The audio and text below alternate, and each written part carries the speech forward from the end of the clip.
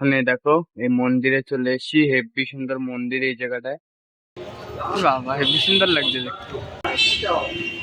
দেখো ফালুদা কিনে নিয়েছি খাওয়ার জন্য, তো সারাই করতে ব্যাগের দোকানে, কি বাবার ব্যাগের চেন কেটে গেছে।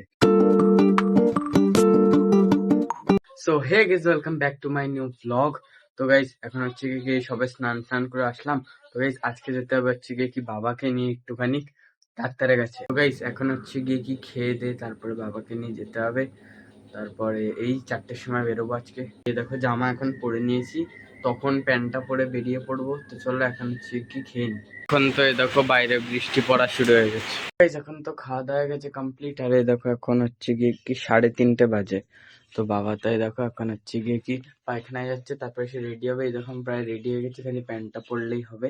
তো এখন হচ্ছে কি যাবো হাবড়া 1 নম্বর রেলগেট, ওখানে একটা ডাক্তার বসে, তো ওখানে যাবো আর আসবো। এই দেখো এখন হচ্ছে কি আমাদের বাড়ি গোপাল ঠাকুর আছে, সবাই আশীর্বাদ নিয়ে নাও তাড়াতাড়ি করেই গোপু দাদা থেকেই। এইটা হচ্ছে কি আমাদের পাশের বাড়ি একজনের, সে মনে হয় নেই, তাই কাকিকে দিয়ে গেছে পুজো করার জন্য। আর এই দেখো আমাদের বাড়িতেও এখন গোপু দাদা আছে। বেশ চলো এখন হচ্ছে কি আমি রেডি হয়ে যাই, তারপর বাবা আসুক। এখন তো বাবার ডাক্তার দেখানো হয়ে গেছে। তো এখন হচ্ছে কি এসছে এরকম একটা পিসি বাড়িতে। তো এটা হচ্ছে কি তাদের বাড়ি। তো এখন এসছে এই জায়গাটায়।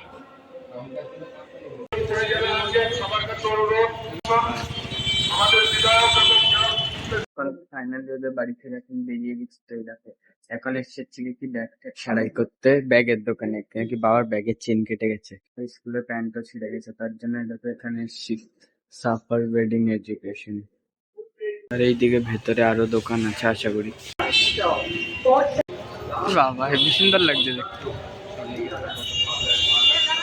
ওখানে দেখো এই মন্দিরে চলে এসেছি। হেবি সুন্দর মন্দির এই জায়গাটায়।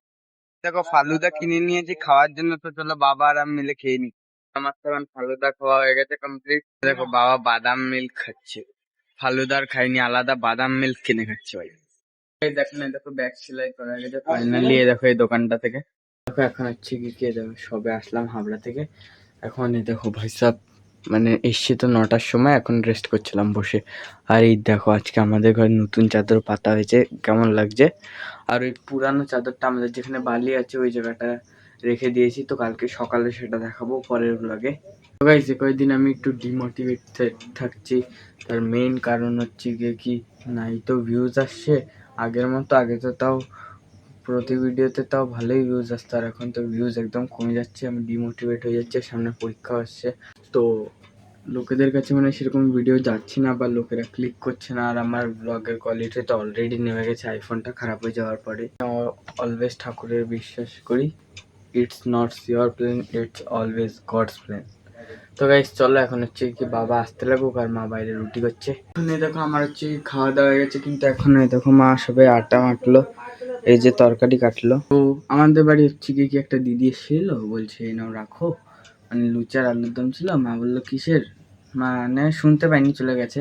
তো হয়তো কারোর জন্মদিনই হবে, তো সেরকম একটা শোনা হয়নি। তো এখন হচ্ছে গিয়ে যে খাওয়া দাওয়া হয়ে গেছে কমপ্লিট। আর ভাই প্রচুর ক্লান্তি লাগছে, আজকে তো কতটা হেঁটেছিলাম, তবে এদিক ওদিক গেলাম। কালকে হচ্ছে গিয়ে কি গোবিন্দ স্যার পড়া আছে ইতিহাস শর্ট কোশ্চেন। তো আমার তো পড়া মুখস্থ হয়নি এখনো, দেখি কখন কি হবে না হবে দেখা যাক।